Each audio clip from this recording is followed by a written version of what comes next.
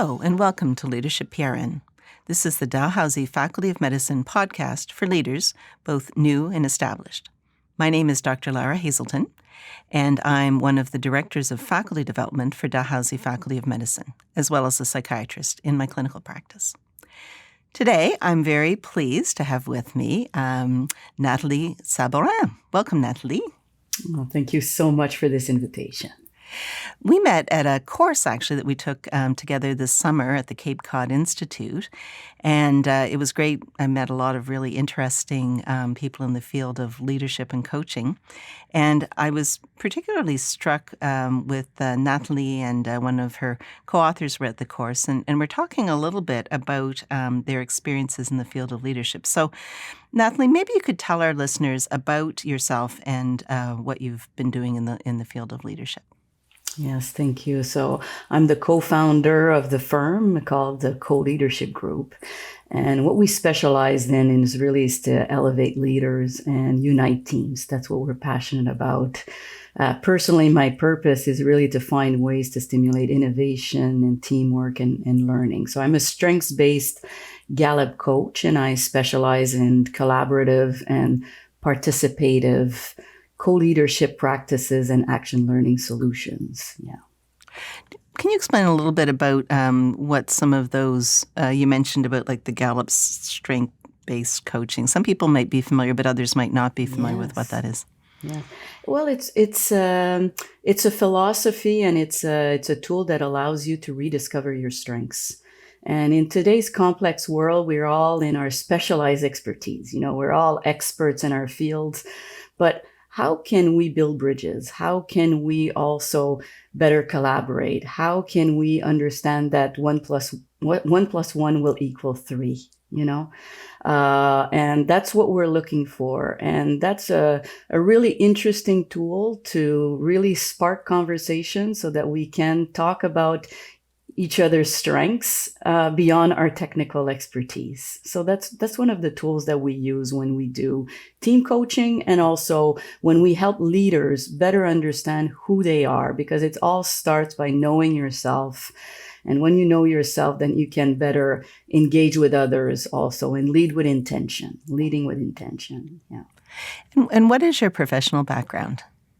My professional background. Actually, I studied in business in my bachelor degree, and after that, I went to work in management consulting at one of the large consulting firms in Ottawa, and then I went to do my master's degree in human resources, but I specialize in organizational development and competency development, and then I worked in technology, and then I went back into a large consulting firm, and then I launched my consulting firm in 2005. Yeah. And you're based in Quebec, is that right? Yes, I'm based in Montreal. Yes. So we offer services both in French and in English. Absolutely, yes. Our customers and our clients are, in various fields, a lot in the service industry. So you've talked a little bit about your work with teams, and I know you've written a book with some co-authors on the topic of Codevelopment Action Learning. Can you tell us more about that and how it can benefit healthcare? So Codevelopment Action Learning is small groups, 5 to 8 people that come together with a common goal to progress, to move together, and to learn from each other. And we call it action learning because at each of these sessions that people come together, there will be one person that will bring a challenge, a project, or a goal that needs to be explored differently. It can be a dilemma. And the rest of the group will actually coach and support their colleague to open to new possibilities, share their experience. And also the beauty of it's collective intelligence, because we all know that it's the synergy of experiences and expertise that will stimulate innovation. And of course, in some of the groups, there is either one or actually 2 people that will facilitate. And a lot of people are asking, wow, okay, there's one person that's bringing a challenge. You require humility, because you're asking support from your colleagues. The thing is that the co-development action learning has a structured methodology in 6 steps. So this process, because it's structured and yet flexible as well, it provides psychological safety in a group because we actually know that we're following a process with steps, which starts with coaching steps, and then it goes into creativity and brainstorming. And the most important is that there is a learning phase. Yeah, because co-development action learning is not just problem solving. That's the big, big difference. It's because we arrive with a learning mindset. We want to learn from each other. So we're actually going to share everything that the insights and the takeaways, and what are we going to each individually do after this co-development action learning set. And people usually meet on a regular basis. Maybe it's every 2 months. Some people meet every month. Some people meet every quarter. And at the next session, well, that's where there's the 7th step is the person that has presented their topic will share to the group how they've progressed. So we call it the accountability phase. And co-development action learning is so pertinent today because we need more innovation. We need more teamwork. We need to constantly learn. And it's action learning because we're learning in the flow of work. So we see this, here in Quebec, there's hundreds of co-development groups that have been implemented in the healthcare sector. There's various nurses that are coming together, social workers, psychologists. There's actually co-development action learning that's been implemented in family medicine clinics, bringing people from various fields, as well in learning and development programs with managers of hospitals, doctors also that are mentors, because there needs to be so much mentorship. Family doctors here in Quebec use co-development to strengthen their mentorship practice, so different ways that it's used here in Quebec. Yeah, I was really struck by that when I was reading the book, the idea that the selection of the topics, and you can comment on this, it seems like you select a topic that's relevant and important to the individual, but is also a good learning opportunity that aligns with what the group has set as the learning objectives. Is that right? That is absolutely correct. Because when we're bringing people together, we need to create purpose, and when you're bringing people, they want to understand what are we going to be talking about together. And the most powerful groups, the one that have been the most successful, they've actually at the launch of a group, they've actually co-created their journeys. But instead of being like a Harvard business case or, it's the situations that people are living, in their own practices. And that's what's so meaningful. And it creates a climate of trust. It allows people to get to know each other better and create this culture of learning. And we need that so much to be learning from each other. Yeah, absolutely.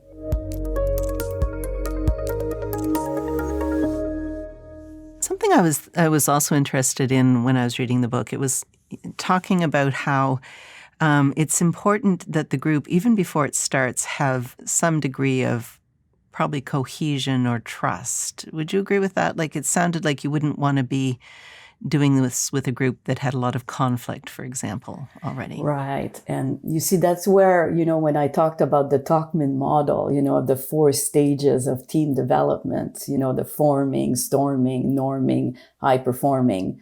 Co-development action learning is not a methodology where you're going to be using it in a storming phase. There needs to be some foundation. And there's tools and methodologies like mediation or other, processes that we use to be able to solve conflicts in teams. Co-development action learning, you may not have the full cohesion of a group, You may have 60% or 70% of people that want to try and explore it, and that's fine, and because there's always the early adopters and they're always late adopters in anything that we do, and also when you're coming in a co-development action learning, it's that you want to try something new and you have a mindset that you still start to believe in co-leadership. If you're very, very much into a strong believer of hierarchy, it's going to be probably more challenging for you. But I've seen some leaders that want to evolve because everything that they know is top-down in hierarchy, and they're realizing that they need to evolve their leadership styles, And that's what we talk about co-leadership. When you're talking about co-leadership, you're talking about shared leadership. And there's various methodologies that you can implement to evolve and different practices that you can implement to evolve to a shared leadership. And co-development action learning falls into that category of practices, Yeah. So I know you and your co-authors have done some research on this methodology. Do you want to talk a little bit about that? Yes. When I wrote a first book in 2017 in French, le guide pratique pour implanter des groupes de co-développement, collaborer et agir mieux autrement. My wish was always to create a book in English that would be practical, that would be a spark for people. But there was going to be something very important in that book, and it's the chapter 19, and it's the scientific research for 10 years on the impacts of co-development groups. So we're 4 authors, 2 business and organizational development coaches and facilitators, and there's 2 professors, 2 university professors, my 2 colleagues, Maxime Paquet and Nathalie Sabourin. We've worked together for over a decade. And I had this privilege to work with them on this research. And it's a action research because there was hundreds of co-development groups that took place in various organizations, in various fields, many in the health sector. And now we've measured the impacts. And, our book is called Co-Development Action Learning, Co-Create, Accelerate, and Grow. And the scientific research measures that these are the 3 results of co-development. It allows you to accelerate projects and goals and aspirations, and it's all about co-creation because we're bringing people together through collective intelligence and learning from each other and grow. People grow individually, and also the group evolves. And the more that you have these groups in an organization, the more it has an impact on the culture. Yeah. Do you think that it has been something that's been more prominent in Francophone countries or in Francophone settings than in Anglophone up until now? So the action learning, the methodologies of action learnings has existed for many, many years around the world. There's actually Yuri that wrote the first part of our book has actually identified around 50 practices of action learning around the world. So there's different ways of doing it. The first creator is Reg Revens. Co-development was created by Adrien Payette and Claude Champagne here in Quebec, and the foundations is action learning. So for us, it was very important in the title of this book, because in Quebec, it's called le co-développement professionnel, that we honor the origins. And so that's why the book is Co-Development Action Learning, because if we wanted to bring an English book, we had to honor also the approaches that already existed around the world. We've enhanced the traditional action learning with different steps, as well, a little more structured. One of the big difference is what we call the step 4, where is actually the phase where you can actually provide your ideas. This collective intelligence phase and not just stopping more at a coaching phase.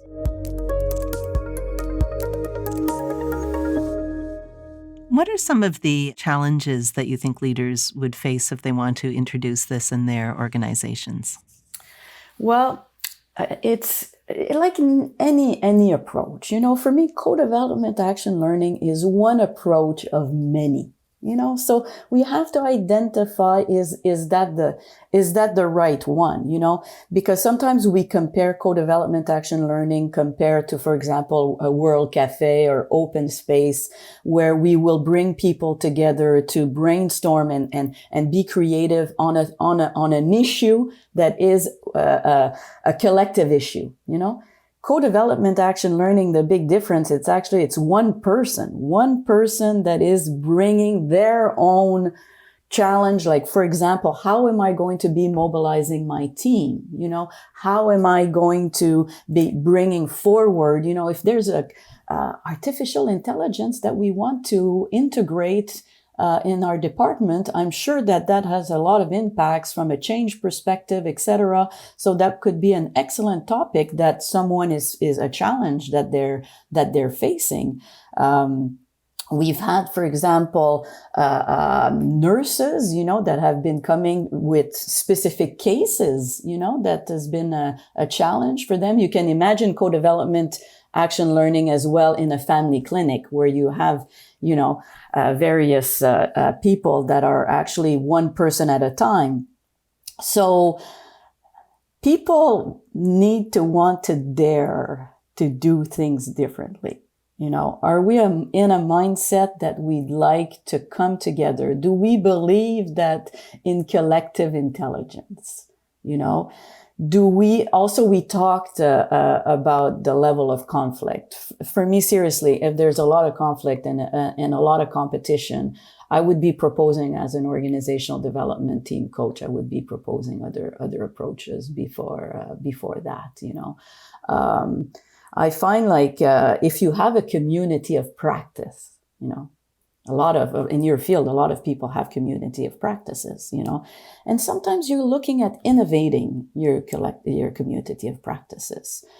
Well, co-development action learning can be an excellent methodology to actually try. Maybe it's one session, maybe it's 2 sessions, where we want to actually learn from each other and help each other in a different way, So you have to, for me, I talked about, the early adopters, the late adopters, for me, it's proven in the research that there's always a tipping point, to move from the early adopters to more of having a practice that will be adopted generally. And you have to work with the 10 to 16% of people, Where are the leaders that want to innovate, that want to do things differently? I'm always impressed to see that sometimes there's these groups that already exist, where people are coming together to share experiences,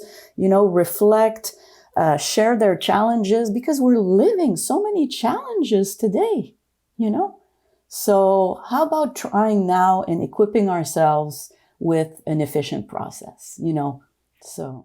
Yeah, I think that this does sound like it would be a great tool for many organizations. How can listeners learn more about this approach? Well, it's for sure. We're so proud. It's been 6 months now, and it's such an honor to be on this podcast. Our book, Co-Development Action Learning, Co-Create, Accelerate, and Grow. We're honored to have been published by Routledge Taylor Francis, which is a very well-recognized publication house. And we've written this book so it's very accessible, and that's the feedback that we're getting. Some people are hopping in a plane, they're reading the first part, and then they're re-hopping on a plane, and they're like, this is a spark. This is a spark. And I think that if you have some of the basics, around facilitating groups, etc., I think you'll be really excited about it to try it out, to try it out. And that would be, there's many, there's some podcasts. We've actually written articles in the Action Learning research academic magazine as well. If you're looking for more research, if you're learning with that as well. And please don't hesitate to contact us as well on LinkedIn. It's going to be, it's a pleasure for us to share our experience. All I want is to be a spark and a thought partner. That's my mission in my life. Yeah. And if people wanted to order the book, it's available on Amazon? Yes, absolutely. It's available on Amazon everywhere around the world, and it's available also on the Routledge site as well. And yeah. Absolutely, yeah. Are there any final thoughts that you would have for people who are interested in trying this out? I think one of the things maybe that I didn't mention, so if some people as well are working in the academic field, actually Codevelopment Action Learning in Quebec has won prizes in terms of one of the most innovative pedagogical approaches. I'm just thinking of nursing, for example, where Codevelopment Action Learning has been used to help actually nurses that have been doing their work terms, etc. It's been used in different contexts as well to support students. It's integrated in courses. So if you're also in the academic field, really, and you're looking at how you can also elevate and improve also, and look at different ways as well as you can engage your students. Yeah, and please don't hesitate also to contact my two colleagues, professors, on that point. Yeah, so I think that for me is also important to say. Yeah. Nathalie, thank you so much for joining us here today. I really enjoyed reading the book, and it's given me lots of thoughts. I work in professional development, and as you say, it is really a learning modality, and I can see that it would be very relevant for physicians and people who are in practice who want to learn from each other on practical issues. Thank you so much. And that's another episode of Leadership PRN. If there's a topic you'd like to hear covered or someone you'd like to hear me speak to, feel free to reach out to me at lara.hazelton@dal.ca or lara.hazelton@nshealth.ca. Until next time, take care.